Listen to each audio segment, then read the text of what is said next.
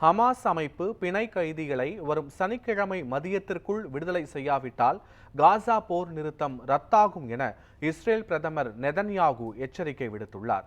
போர் நிறுத்தத்தை மீறி இஸ்ரேல் நடந்து கொள்வதாக குற்றம் சாட்டிய ஹமாஸ் அமைப்பு அதனால் கடந்த சனிக்கிழமை விடுதலை செய்வதாக அறிவித்த 3 இஸ்ரேலிய பிணை கைதிகளின் விடுதலையை நிறுத்தி வைத்துவிட்டது.